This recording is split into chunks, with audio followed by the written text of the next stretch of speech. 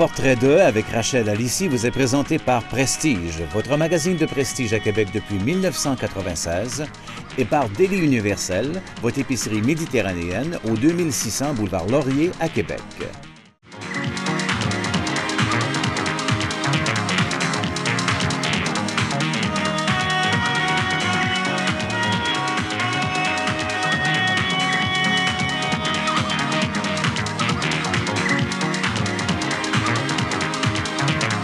Mesdames et messieurs, bonsoir, bienvenue à notre émission Portrait 2. Ce soir, nous sommes place de la Cité, au Délit Universel. Et je suis en compagnie de la propriétaire, Madame Hayat Benchir. Hayat, bonsoir. Bonsoir, Madame Alissi. Ça me fait plaisir d'être ici ce soir avec toi. Alors, Hayat, toi, tu es une Québécoise comme moi, de toute façon, une Québécoise de cœur, une Québécoise vraiment tout à fait intégrée. Mais ça fait combien d'années, toi, que tu es ici au Québec? Ça fait à peu près 27 ans.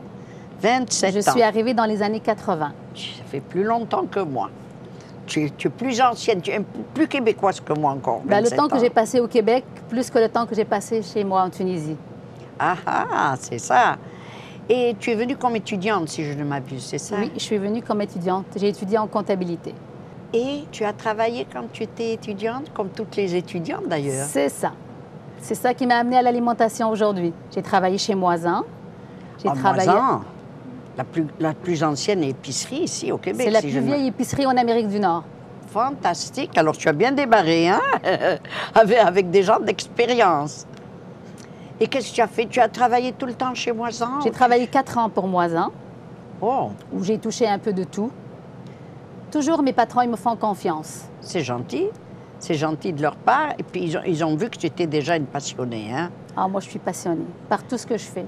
Par tout ce que tu fais. Tu as travaillé, je voyais dans tes notes, tu as travaillé également chez Noursi. Oui, j'ai travaillé chez Noursi, où M. Noursi m'a donné la chance d'échelonner dans son entreprise. J'ai touché à tout aussi. J'ai commencé comme assistante gérante. Après, je suis devenue gérante. Après, je suis devenue directrice des achats. Ah, tu faisais les achats? Je faisais les achats pour les 5 magasins Noursi. Ah! Au détail. J'achetais tout ce qui est épicerie dans le magasin. J'ai acheté du foie gras, du caviar, du chocolat. Je faisais des paniers cadeaux. Je faisais des paniers de fromage. Puisque j'ai une formation aussi dans les fromages, je suis chevalière. Ah, tu es chevalière dans les fromages, ma chère. Et tu es restée assez longtemps chez lui. J'ai resté 17 ans. J'ai eu une très belle expérience. Ah, c'est ce qui t'a amené à faire une épicerie ici, Oui. Place de la Cité. Et pourquoi Place de la Cité? Pourquoi spécifiquement Place de la Cité? Place de la Cité, ça a une histoire. Parce que quand je travaillais chez Noursi, je passais presque tous les jours pour mes dépôts à la Banque nationale. Et je regardais ce magasin. Je l'admirais, pas pour sa beauté, mais pour son emplacement. Et je m'imaginais là-dedans, si c'était à moi. Si c'était à moi, qu'est-ce que je ferais? Ça serait différemment. Ça serait différent, c'est ça. Et tu es arrivé quand même, ça t'est venu comme ça, tous les jours tu passais, et tu voulais avoir une épicerie à toi. Oui, ça a l'air qu'il faut désirer pour recevoir. Mon mari m'a beaucoup aidée, il m'a beaucoup encouragée. Oui? Oui. Lui aussi, il est dans l'alimentation, il travaillait au Vieux Canon. D'ailleurs, c'était un des pionniers avec M. Véro. M. Véro. M. Véro, feu M. Véro, d'ailleurs. C'est lui qui a ouvert le premier terrasse à Québec, sur la Grande Allée. Alors, papa aide parce que les papas, et toi tu es maman, avec 2 très beaux enfants que tu as. Tu as Amal et Samy, tes enfants, qui sont des universitaires également, qui sont à l'université. Oui, grâce à Dieu, oui. Qu'est-ce qu'ils étudient, les garçons, le garçon? Samy, il étudie en comptabilité. Aussi? Oui. Et Amel, elle étudie en administration, concentration, marketing. Magnifique. Est-ce qu'ils vont prendre la relève, par hasard, de l'épicerie? Peut-être. Hein, des fois, ils viennent t'aider quand même, hein, les enfants. Ils viennent souvent m'aider.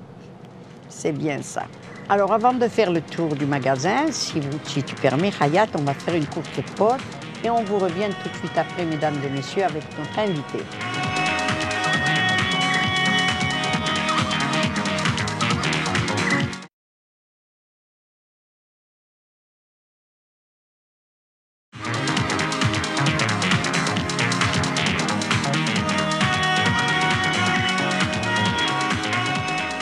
Alors, je vous reviens avec notre invité, Hayat, ici à l'épicerie Délit Universel.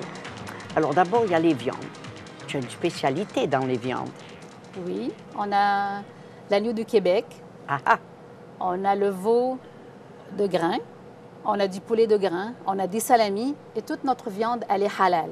C'est quoi halal? Ça veut dire la bête, elle est saignée. Elle est vidée de son sang. Ah! Et j'en ai discuté avec les Québécois qui me demandaient des informations sur la viande halal. Qu'est-ce que ça veut dire halal, comme je te le demande moi? Justement. Quoique moi, je le savais, mais je voulais que tu l'expliques pour que les gens le sachent aussi. Donc, la bête, elle est saignée. Elle est vidée de son sang. Et en discutant avec des clients, ils m'ont dit que c'était la façon de faire aussi. Donc, les Québécois, ils mangeaient halal dans le temps aussi. Sans le savoir. Sans le savoir. Alors, tu vois, hein, on a apporté quelque chose, ne sachant pas que déjà, ils le savaient aussi. Mais ça accommode grandement toute cette clientèle étudiante qui se trouve ici à Québec et qui mange cette viande halal, qui, eux, sont des gens qui sont traditionnels et qui ne mangent que la viande halal, et c'est bon pour la santé de toute façon. C'est tout ce qui est l'hygiène. Effectivement. Alors, il y a les viandes, le veau de grain, l'agneau du Québec, vraiment de très belle qualité. On peut voir de très belles coupes également chez toi. Alors, on a ça, on a les viandes et on a les olives. Alors, dans les olives, tu as toutes sortes d'olives. On a une belle variété d'olives.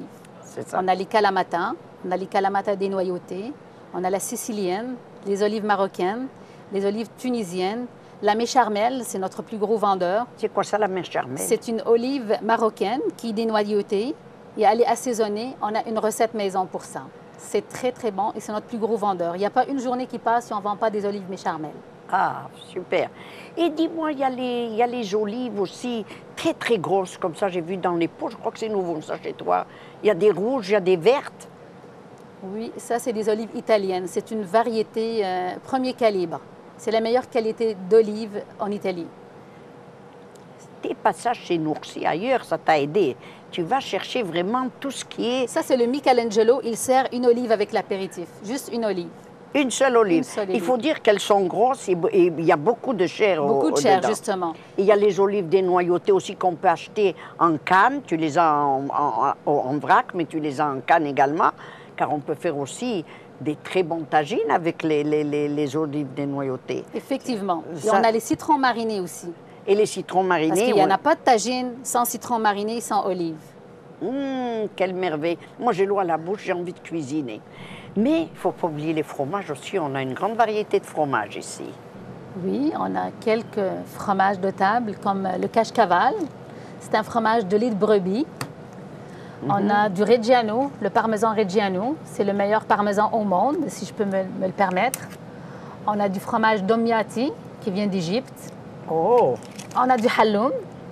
Halloum. Halloum, c'est un fromage de table aussi, qu'on peut faire griller. Ah!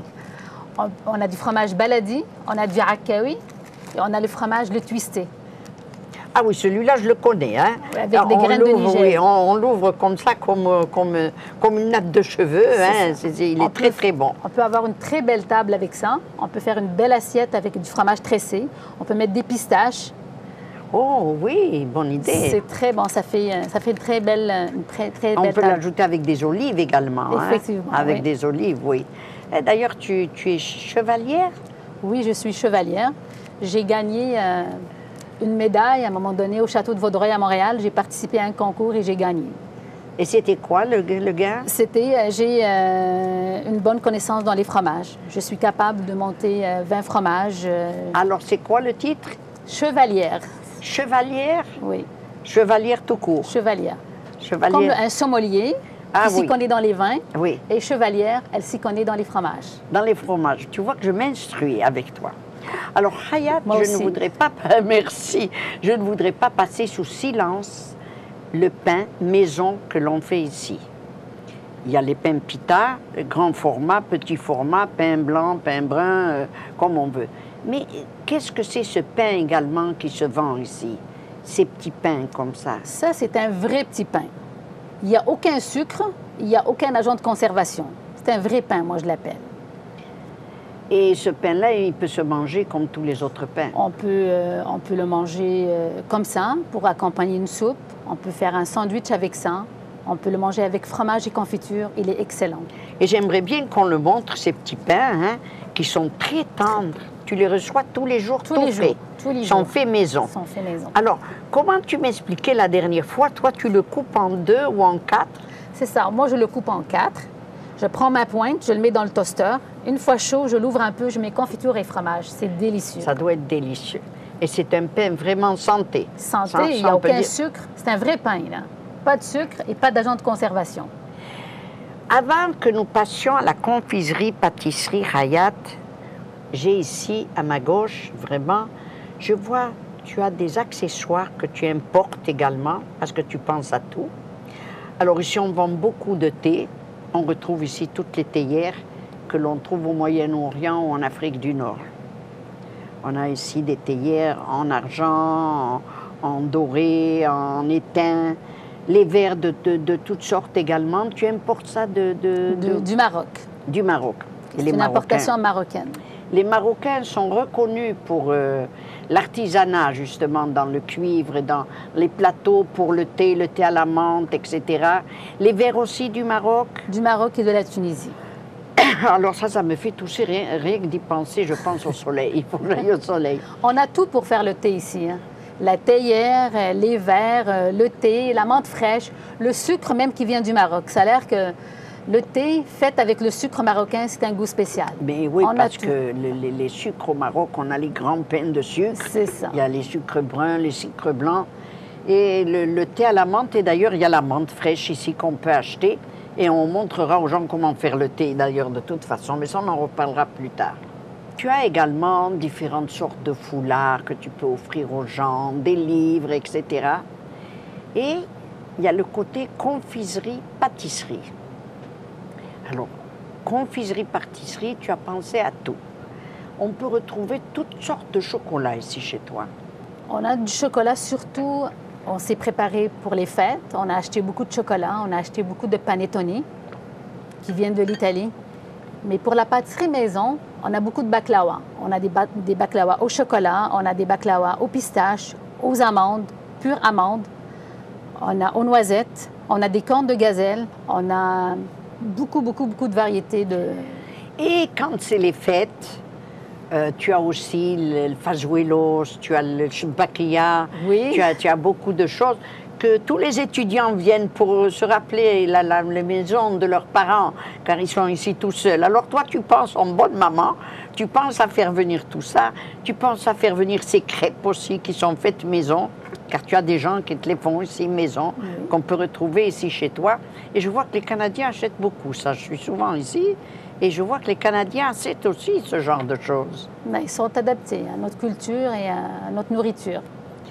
Comme toi, tu t'es adapté à eux. Tu t'es adapté vraiment ici au Québec et aux Québécois, je dois dire. Car tu penses à tout, je te vois faire, parce que je viens assez souvent ici, je te vois faire, tu es toujours à l'écoute de ce qu'ils ont besoin, de ce qu'ils veulent, tu les conseilles, etc. Alors c'est bien ça. Moi, je me suis très bien adaptée ici. J'ai jamais eu de problème avec personne. J'ai toujours travaillé, je n'ai jamais chômé. Je me suis très bien intégrée. Et les enfants aussi. Les enfants aussi sont nés ici. Les enfants sont nés ici. Ils sont des bons étudiants ici. Tu as des enfants qui te donnent beaucoup de satisfaction. Alors, on vous revient dans quelques instants avec notre invitée, Madame Hayat.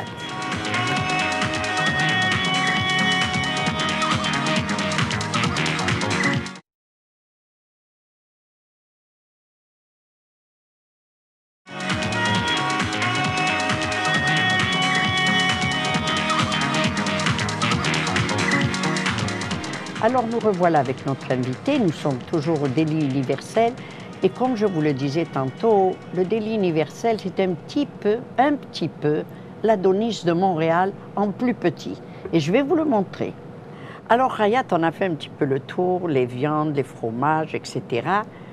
Mais il y a également les épices du monde entier. On en a quelques-uns ici, si tu veux me les décrire un peu.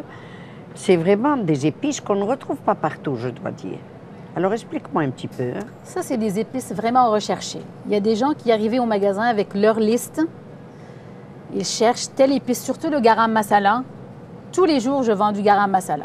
C'est quoi du garam masala? C'est une épice indienne. C'est un mélange d'épices indiens qui est utilisé dans les recettes indiennes. Ah, parfait. J'ai le ras el hanout. C'est une épice... Ras el hanout, on va expliquer un petit peu pour le bénéfice de nos téléspectateurs. Alors, je vais le dire. J'ai la chance de parler quelques langues, dont l'arabe.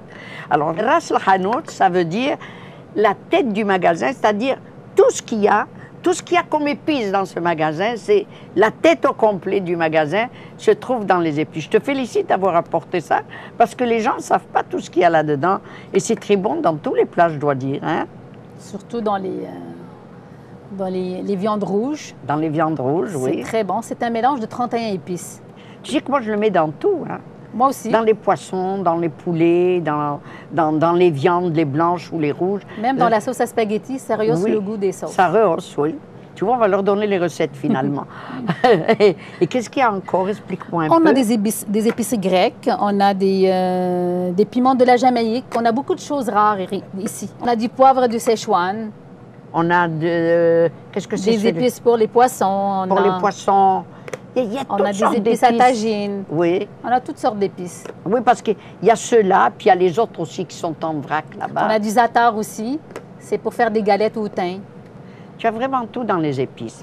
Si on parle du thé, tu as aussi une variété de thé inimaginable. Ici, on peut trouver toutes les sortes de thé qu'on veut. Certainement, certainement. On a du thé vert en sachet, en vrac, on a du thé au jasmin, on a du thé rouge, on a du thé noir, on a du thé chai. C'est quoi thé chai? C'est du thé qui vient de l'Inde, qui est très bon, qui est aux épices. Les saveurs des Indes. Et dis-moi, est-ce que le thé trop épicé n'est pas nuisible pour le sommeil ou un peu fort? Il faut le consommer le jour et non le soir. Ah bon? Pour le soir, il faut consommer un thé quand même léger. Il y a des thés décaféinés aussi pour le soir. Ah, tu me montreras ça. Et mon plus gros vendeur actuellement, c'est le thé Sancha, qui vient du Japon. Ça a l'air qu'il est plus antioxydant que le thé chinois. Ah, parfait, parfait.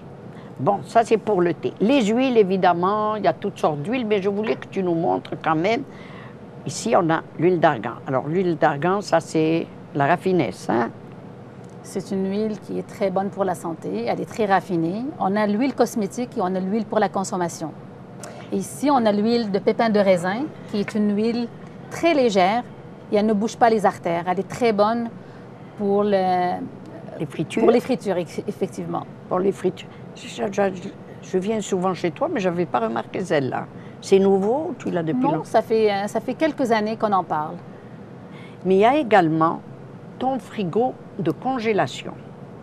Alors, dans les produits congelés, tu es vraiment une variété également énorme.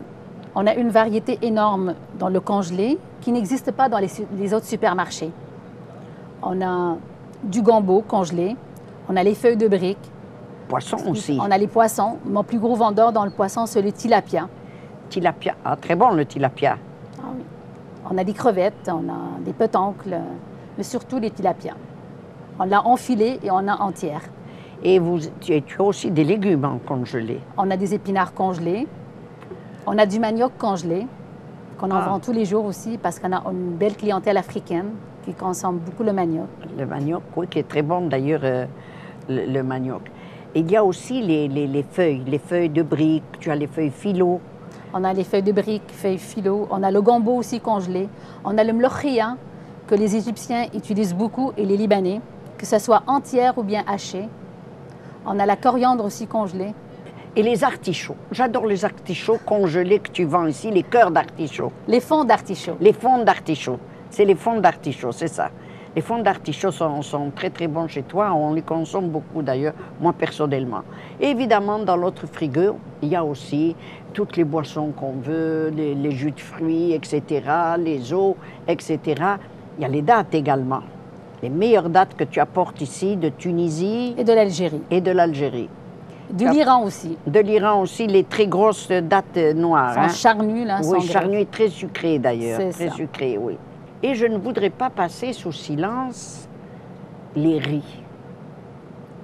Le riz que tu apportes ici sont de toutes sortes de riz. Tu as de toutes les couleurs également. Effectivement. On a du riz rouge, on a du riz au jasmin, on a du riz sauvage, on a une belle variété de riz.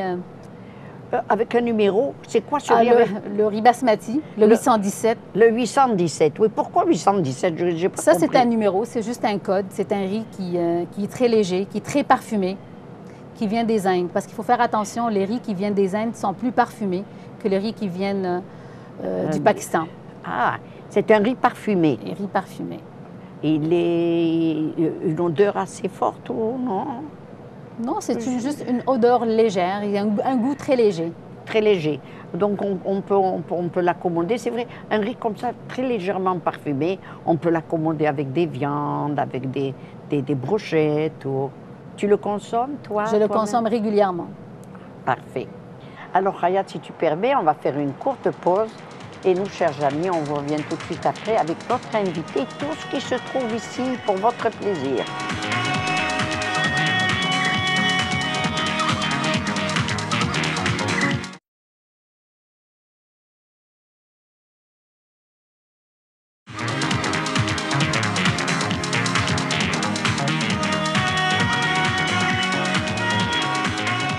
Alors nous revoilà, nous sommes toujours au Délit Universel, place de la Cité, avec notre ami Hayat.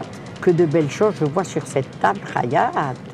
C'est quoi ça, les calissons? Je croyais les calissons, les calissons de Provence. Ça, c'est les calissons d'Aix. D'Aix-en-Provence, c'est ça. Ça, c'est une friandise très, très raffinée. C'est fait à base de melon et des fruits confits. Ça a une histoire médiévale.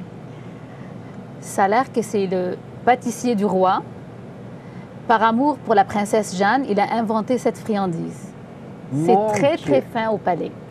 Alors, il faut inviter ces messieurs à offrir à leur princesse cette friandise vraiment qui a une histoire. Puis, il y a évidemment les macarons. Puis, il y a ces spécialités italiennes. Ça, c'est les panettoni. C'est une tradition italienne. Il n'y a pas de Noël sans panettoni pour les Italiens. Alors, on a les pandoro et on a les panettoni qui sont avec des raisins. Il y a des panettoni qui sont aux fruits confits. Et il y a les panettoni aussi au chocolat. Au chocolat. Alors toi, Hayat, c'est pour ça que je te demande.